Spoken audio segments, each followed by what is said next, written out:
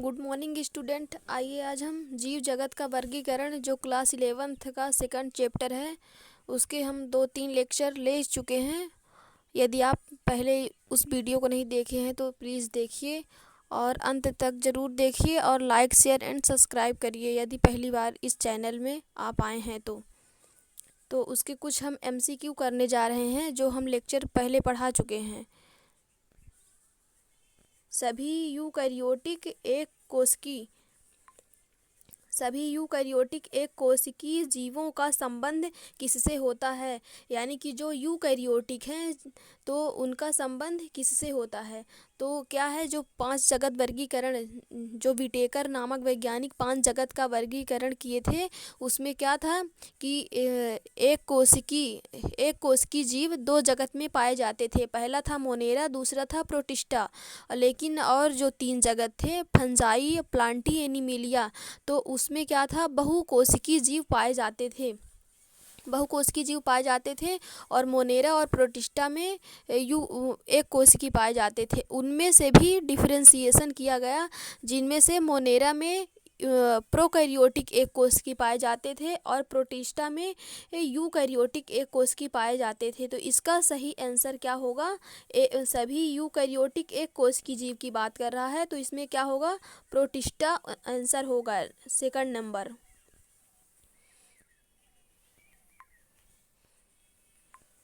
फिर क्या है, 5 जगत वर्गीकरण इन्होंने प्रस्तावित किया था। मतलब 5 जगत वर्गीकरण जो है कौन से वैज्ञानिक प्रस्तावित किए थे, तो RS विटेकर ने किया था।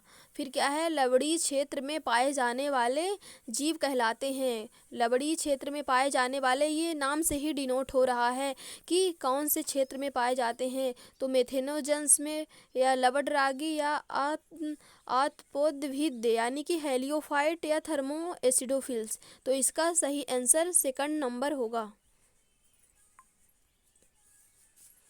अब हम जो मोनेरा जगत हम उसमें पढ़ा चुके हैं, तो मोनेरा जगत 2 भागों में डिवाइड किया गया है, एक आद्य बैक्टीरिया और एक क्या है, यू बैक्टीरिया। तो आइए हम आद्य बैक्टीरिया को पढ़ेंगे। आद्य बैक्टीरिया ये विशिष्ट प्रकार के बैक्टीरिया होते हैं।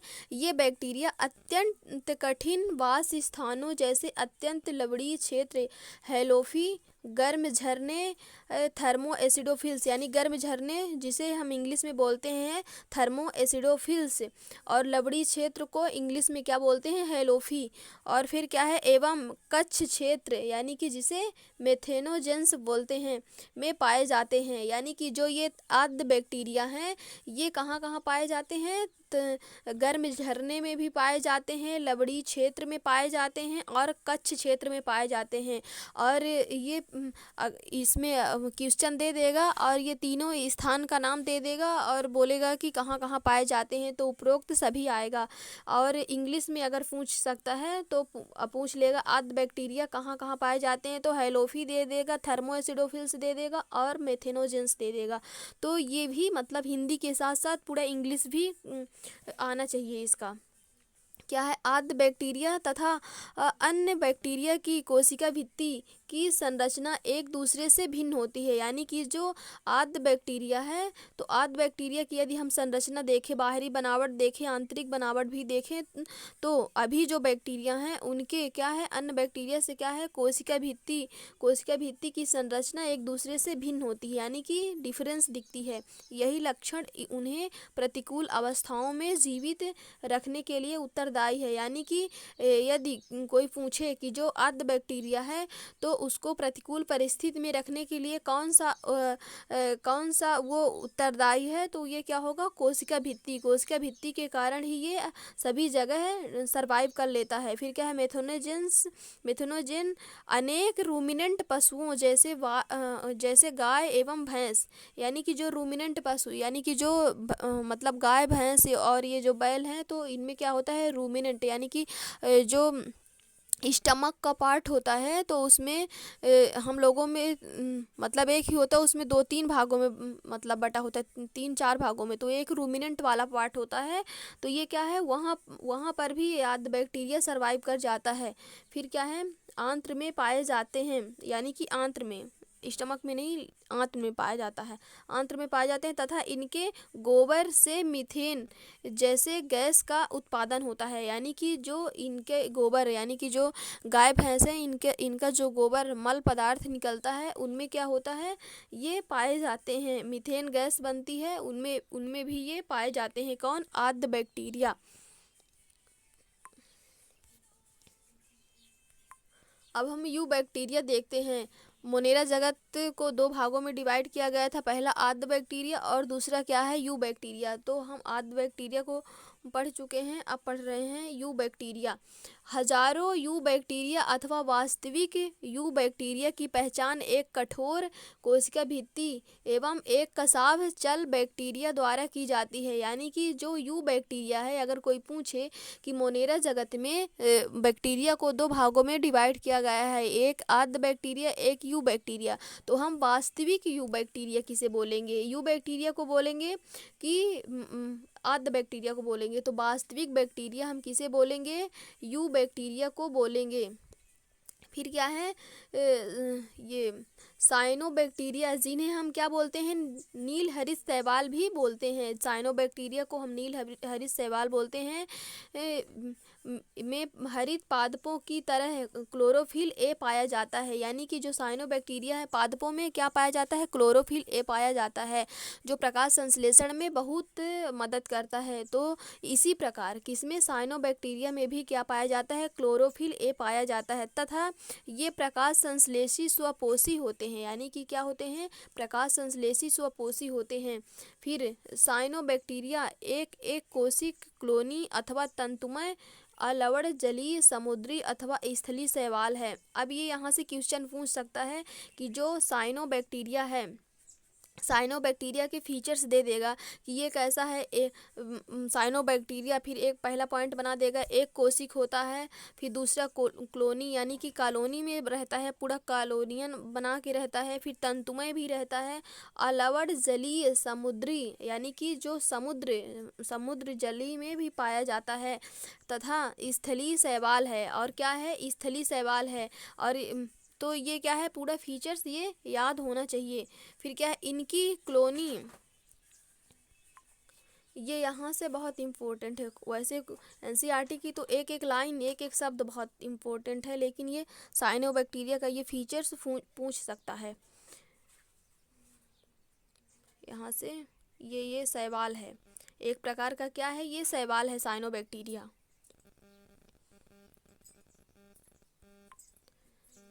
फिर क्या है, ये इनकी क्लोनी प्रायः जेलीनुमा आवरण से ढकी रहती है। यानी कि जो ये साइनोबैक्टीरिया है, तो इनकी कॉलोनी जो है, क्लोनी क्या है, प्रायः जेलीनुमा यानी जेल होता है ना, थोड़ा लचीला टाइप, आवरण से ढकी रहती है, जो प्रदूषित जल में बहुत फलते फूलते हैं। यानी कि जो प्रदूषित जल होता है, यानी कि जो प्रदूषित जल होता है, गंदा जल होता है, वहाँ पर ये बहुत फलते फूलते हैं। बैक्टीरिया जैसे नास्टाक एवं एनाबीना, ये क्या है, बैक्टीरिया है, नास्टाक एवं एनाबीना पर्यावरण के नाइट्रोजन को टेट्रोसिस्ट, ये क्या है, यह एनसीईआरटी में इसमें गलत दिया गया है, टेट्रोसिस्ट नहीं होता है, हेट्रोसिस्ट होता है, नामक विशिष्ट कोशिकाओं द्वारा स्थिर कर सकते हैं।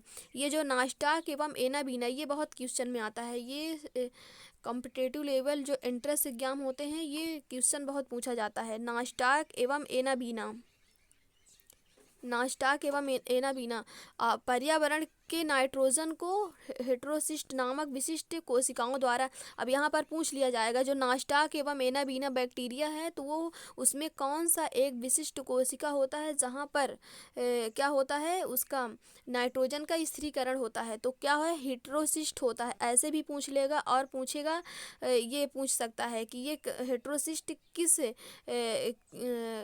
कौन से उसका स्थिरीकरण करता है, तो किसका, नाइट्रोजन का स्थिरीकरण करता है। फिर क्या है, रसायन संश्लेषी बैक्टीरिया नाइट्रेट, नाइट्राइट एवं अमोनिया जैसे विभिन्न अकार्बनिक पदार्थों को ऑक्सीकृत कर उनमें मुक्त ऊर्जा का उपयोग एटीपी उत्पादन के लिए करते हैं। यानी कि जो प्रकाश ये रसायन संश्लेषी बैक्टीरिया, अभी क्या हो रहा था यहाँ पास, ये प्रकाश संश्लेषी स्वपोषी हो रहा था। फिर ये क्या है, अभी रसायन संश्लेषी बैक्टीरिया, रसायन संश्लेषी, यहाँ पर क्या है, केमिकल की बात हो रही है। तो नाइट्रेट, नाइट्राइट एवं अमोनिया, यहाँ पर ये भी बहुत इम्पोर्टेंट वर्ड है। नाइट्रेट, नाइट्रेट, यहाँ पर सूत्र भी दे सकता है, ये ऐसे भी दे सकता है नाइट्रेट, नाइट्राइट और अमोनिया, लेकिन ये सूत्र भी इसका दे सकता है NO2, NO3 और अमोनिया का NH3 करके ऐसे दे सकता है। तो ये पूरा आना चाहिए, केमिस्ट्री मतलब बायो के साथ साथ केमिस्ट्री भी उसमें उसका सूत्र दे सकता है। फिर क्या है, जैसे विभिन्न अकार्बनिक पदार्थों को ऑक्सीकृत कर उनसे मुक्त ऊर्जा का उत्पादन किसमें, एटीपी उत्पादन के लिए करता है। फिर क्या है, ये नाइट्रोजन, फास्फोरस, आयरन, ये नाइट्रोजन, फास्फोरस, आयरन एवं सल्फर जैसे पोषकों के पुनर्चक्रण में महत्वपूर्ण भूमिका निभाता है। ये क्या है, नाइट्रोजन, वहाँ पर क्या हो रहा था, नाइट्रोजन, ये जो नास्टाक एना बीना है, पर्यावरण के नाइट्रोजन के संश्लेषी नामक विशिष्ट कोशिकाओं द्वारा स्थिर करते थे, यानी कि जो हेट्रोसिस्ट नामक उसका एक कोशिकी स्थान होता था, वहाँ से क्या करता था, नाइट्रोजन का स्थिरीकरण कर सकते थे। लेकिन यहाँ पर रसायन संश्लेषी की तरह जब कार्य करेगा तो किसका किसका करेगा, नाइट्रोजन, फास्फोरस, आयरन एवं सल्फर जैसे पोषकों का पुनर्चक्रण कर सकता है। अब नाइट्रोजन का परमाणु क्रमांक कितना होता है, नाइट्रोजन का 7 होता है, फास्फोरस का 15, आयरन का 26 और सल्फर का 16, ये सब आना चाहिए।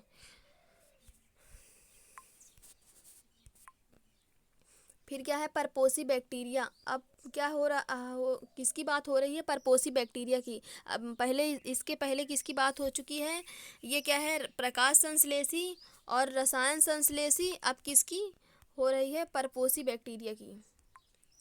परपोषी बैक्टीरिया प्रकृति में बहुलता से पाए जाते हैं, यानी कि जो परपोषी बैक्टीरिया है प्रकृति में बहुत अधिक पाए जाते हैं और इनमें अधिकतर महत्वपूर्ण अपघटक होते हैं, अधिकतर महत्वपूर्ण अपघटक होते हैं। इन परपोषी बैक्टीरियों में से अनेक का मनुष्य के जीवन संबंधी गतिविधियों पर महत्वपूर्ण प्रभाव पड़ता है, यानी कि जो ये परपोषी बैक्टीरिया हैं तो मनुष्य के जीवन में बहुत अधिक इसका महत्वपूर्ण योगदान होता है। ये दूध से दही बनाने में, यानी कि जो दूध है, दूध से दही बनाने में, जो हमारे घरों में दूध होता है उससे दही बनाने में, प्रतिजैविकों के उत्पादन में, लेग्यूम पादप की जड़ों में, यानी कि जो लेग्यूम पादप की जड़ है, यानी कि जो दलहनी वो होते हैं, मतलब अनाज होते हैं, जैसे अरहर, मूंग और ये सब क्या है, इनकी जड़ों में, लेग्यूम की पादप की जड़ों में क्या होता है, ये बैक्टीरिया ही होते हैं और प्रतिजैविकों के उत्पादन में,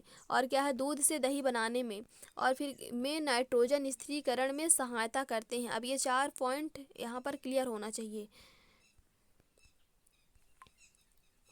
दूध से दही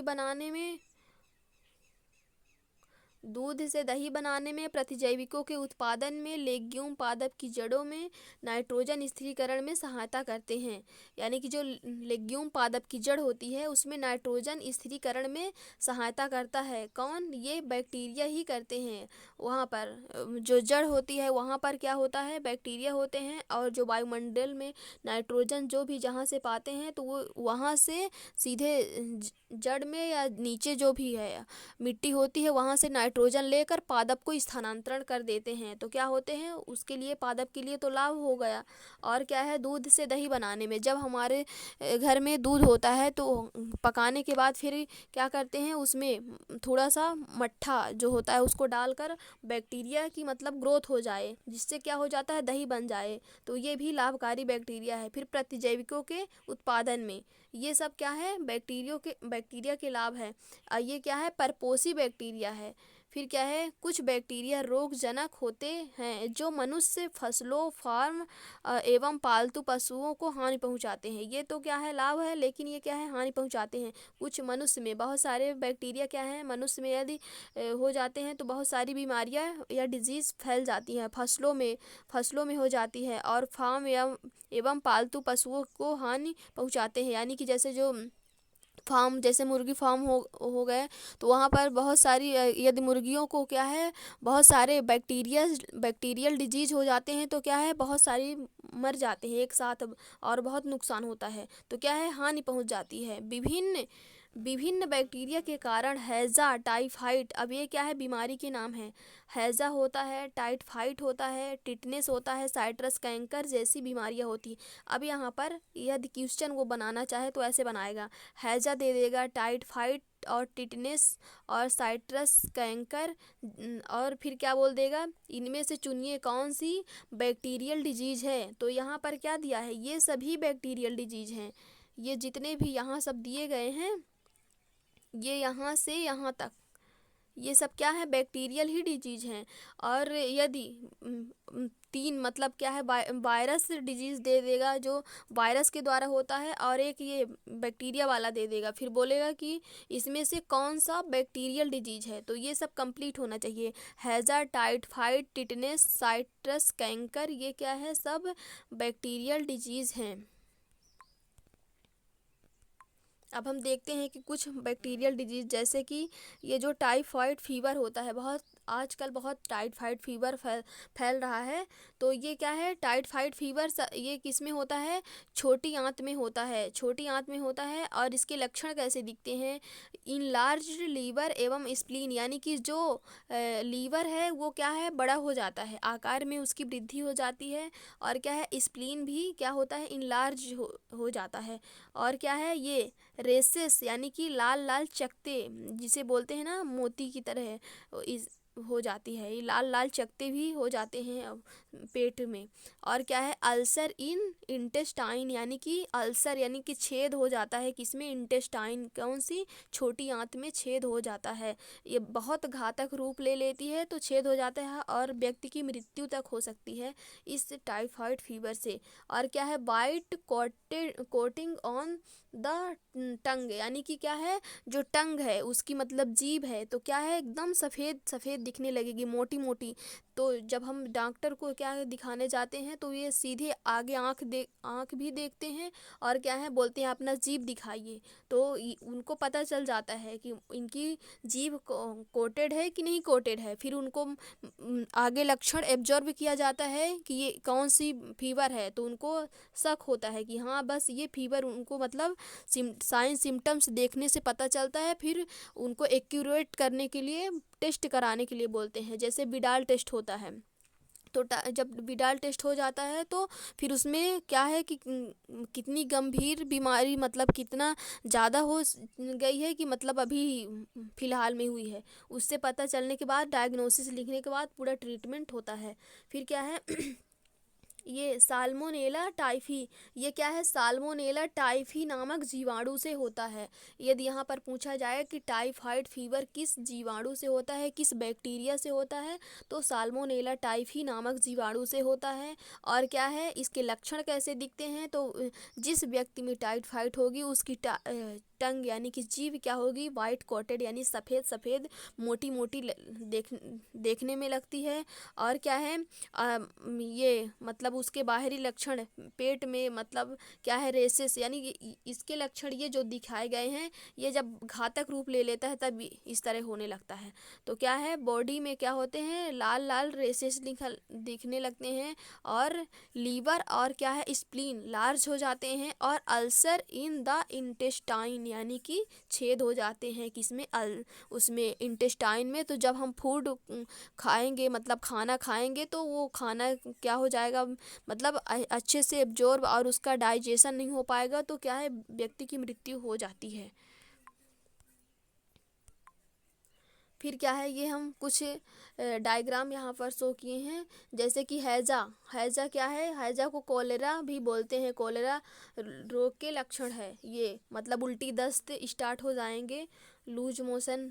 और क्या है ये टिटनेस, टिटनेस मान लीजिए किसी को कोई लोह वाले चीज़ लग गए, तो क्या होता है कि मतलब उसमें मिट्टी में और उसमें जंग लगा रहता है, तो क्या है वायरस बैक्टीरिया उसी के साथ है हमारे ब्लड के साथ अंदर मतलब चले जाते हैं, तो जिसके कारण क्या होता है टिटनेस नामक मतलब डिजीज फैल जाती है। और ये किसके कारण होता है? बैक्टीरियल डिजीज के कारण ही होता है। वायरस बैक्टीरिया उस खुले वाले भाग में क्या हो जाते हैं, इंटर कर जाते हैं, जिससे बहुत सारी घातक डिजीज हो जाती है। और यहाँ तक कि जब ये घातक रूप ले लेता है, इससे भी व्यक्ति की मृत्यु हो जाती है और वहाँ का अंग भी कटवाना पड़ सकता है टिटनेस में। और क्या है, ये साइट्रस कैंकर, ये जो साइट्रस कैंकर है ये नींबू में होता है। नींबू में बैक्टीरिया जब फैल जाता है तो ये क्या है, इसको नहीं खाना चाहिए। यहाँ लोग जानते नहीं है तो बस काट कूट के खा जाते हैं, लेकिन ये खाना नहीं चाहिए। साइट्रस कैंकर ये हमारे अंदर भी जा सकता है। फिर ये क्या है, एक तंतुमयी शैवाल नाष्टक, यहाँ पर उसकी बात हो रही थी ना, नाष्टक एनाबीना की बात हो रही थी। यहाँ पास ये नाष्टक एनाबीना, ये जो दिया है नाष्टक एनाबीना, तो ये क्या है, एक तंतुमयी शैवाल नाष्टक, यानी कि क्या है, शैवाल है नाष्टक। फिर ये क्या है, ये हेट्रोसिस्ट दिया है, वहाँ पर टेट्रोसिस्ट दिया था जहाँ हम बोले थे कि ये क्या है, यहाँ पर एनसीईआरटी ये गलत दी है। ये टेट्रोसिस्ट नहीं होता है, ये टेट्रोसिस्ट नहीं है, ये हेट्रोसिस्ट होता है यहाँ पास, सॉरी।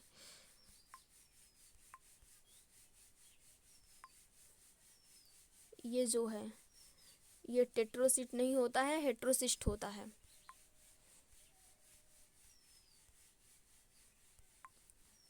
ये तो ये क्या है, नाष्टक एनाबीना, यहाँ पर ये हेट्रोसिस्ट नामक भाग होता है। यहीं पर क्या होता है, नाइट्रोजन का स्थिरीकरण यही वाला भाग करता है। और ये क्या है, श्लेष्मी आच्छद, यानी कि उसके बाहर क्या होती है, श्लेष्मा नामक मतलब आच्छद होती है, कोटेड होती है। तो ये डायग्राम भी दे सकता है, डायग्राम भी क्लियर होना चाहिए, एक एक डायग्राम। और ये दे देगा और बोलेगा किसका डायग्राम है, और बोल देगा, मान लीजिए वो नाश्ता केना बीना दे दिया, और फिर बोल देगा ये शैवाल है कि वो कवक है कि प्लांट है, ये सब मतलब कि पूरा एक एक वर्ड क्लियर होना चाहिए। हेट्रोसिस्ट स्थान से क्या होता है, नाइट्रोजन का स्थिरीकरण होता है, और उसके अगल बगल क्या होता है, श्लेष्मी आच्छद होता है। ऐसे भी पूछ सकता है कि जो नाश्ता केना बीना है उसमें सबसे बाहरी आवरण कौन सा होता है, तो श्लेष्मी आच्छद होता है। और ऐसा पूछ सकता है कि जहाँ से नाइट्रोजन का स्थिरीकरण होता है तो ये क्या है, हेट्रोसिस्ट नामक भाग होता है। फिर क्या है, बैक्टीरिया प्रमुख रूप से कोशिका विभाजन द्वारा प्रजनन करते हैं, यानी कि जो बैक्टीरिया हैं प्रमुख रूप से कैसे करते हैं, प्रजनन रिप्रोडक्शन कैसे करते हैं, कोशिका विभाजन द्वारा करते हैं। फिर क्या है, कभी कभी विपरीत परिस्थितियों में, यानी कि चाहे जितनी प्रतिकूल परिस्थिति आ जाए, प्रतिकूल परिस्थिति में जब जानते हैं कि अब हमारे जीने की संभावना नहीं है, अब हमारा मतलब अब हम समाप्त हो जाएंगे, तो ये क्या करते हैं, ये बीजाणु बना लेते हैं, अपने बाहर की तरफ एक खोल बना लेते हैं जिससे ये एकदम उस मतलब सुप्तावस्था में चले जाते हैं। फिर क्या है, ये लैंगिक प्रजनन भी करते हैं। अब बैक्टीरिया में देखिए कौन सी, कोशिका विभाजन भी करते हैं, और मतलब कि बाइनरी फिजन जो होता है, और विपरीत परिस्थितियों में बीजाणु द्वारा भी ये प्रजनन कर लेते हैं।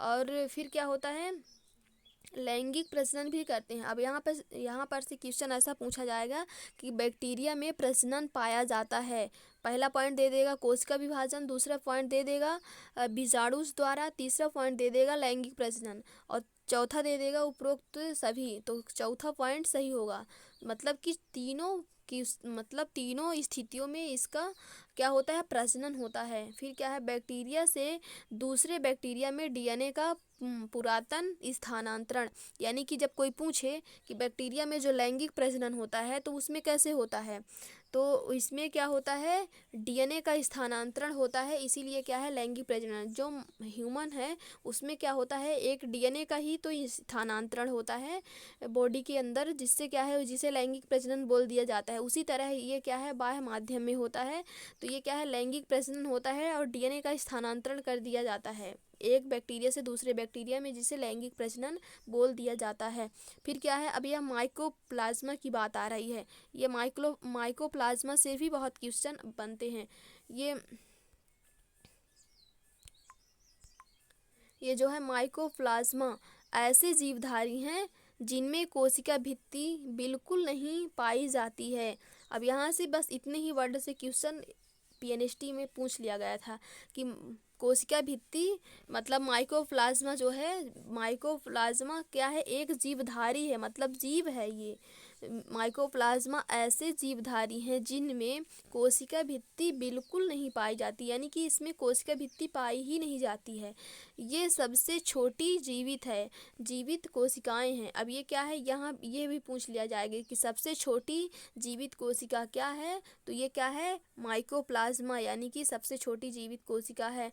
और सबसे बड़ी कोशिका पूछ लिया जाएगा तो शुतुरमुर्ग का अंडा होता है, वो सबसे बड़ी कोशिका शुतुरमुर्ग का अंडा, और सबसे छोटी कोशिका माइकोप्लाज्मा होती है। फिर क्या है, ये भी क्या है, जीके का क्वेश्चन है। फिर जो ऑक्सीजन के बिना भी जीवित रह सकती है, जो क्या है, माइकोप्लाज्मा क्या है, हम भी तो जीव हैं। यहाँ पर क्या लिखा है, यहाँ पर लिखा है कि जीवधारी है, लेकिन मतलब आप क्या सुने हैं कि कोई जीवधारी बिना ऑक्सीजन के जीवित रह सकता है, तो ये क्या है, जीवधारी है, लेकिन क्या है, इसमें क्या मतलब फीचर्स पाया जा रहा है, विशेष फीचर, ये ऑक्सीजन के बिना जीवित रह सकता है। मेन पॉइंट ये यहाँ ये भी पूछ सकता है, यानी कि एक एक वर्ड भी इसका बहुत इम्पोर्टेंट है। फिर अनेक माइकोप्लाज्मा प्राणियों और पादपों के लिए रोगजनक होती हैं, यानी कि अनेक माइकोप्लाज्मा जो है प्राणियों और पादपों के लिए रोगजनक होती हैं। यानी कि जो प्राणी हैं, यानी कि जो जीव हैं और पादप हैं, उसमें क्या है, ये रोग फैलाता है, रोगजनक होता है, रोग का फैलाने वाला पिता जिसे बोलते हैं रोगजनक होती है। अब हम ये कुछ पॉइंट बनाए हैं। बैक्टीरिया में प्रजनन होता है, ये हम खुद से क्वेश्चन बनाए हैं। बैक्टीरिया में प्रजनन होता है तो क्या है, कोशिका विभाजन द्वारा, बीजाणुज द्वारा, और क्या है, लैंगिक प्रजनन, जिसमें क्या है, डीएनए का स्थानांतरण। ये क्या है, पूरी एनसीईआरटी की लाइन है। तो ऐसे आप यदि नोट्स बनाकर मेन हेडिंग लिख कर याद करेंगे तो क्या है, याद करने में और रिवीजन करने में बहुत सरलता होगी। अब ये क्या है, बैक्टीरिया, ये एक विभक्त होता हुआ बैक्टीरिया। तो ये क्या है, बैक्टीरिया में अभी बोला था ना कि कोशिका विभाजन द्वारा, तो ये क्या है, कोशिका का विभाजन हो रहा है। ये एक कोशिका थी, एक बैक्टीरिया थी, अब ये बहुत लार्ज हो गई है, बड़ी हो गई है, तो ये अब दो रूप ले रही है। अब ये पूरा भार जब बहुत बड़ी हो जाती, भार नहीं सहन कर पाती, तो ये दो भागों में डिवाइड हो जाती है।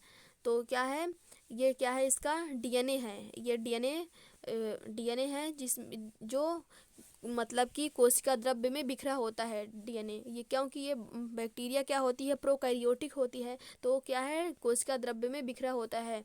और क्या है, इसमें केंद्रक झिल्ली नहीं होती है। और फिर क्या है, कोशिका भित्ति, बाहर वाला क्या है, कोशिका भित्ति है, और उसके नीचे वाला क्या है, कोशिका झिल्ली है, यानी कि सेल वाल, और क्या है, सेल मेम्ब्रेन, और ये क्या है, DNA. Thank you for watching.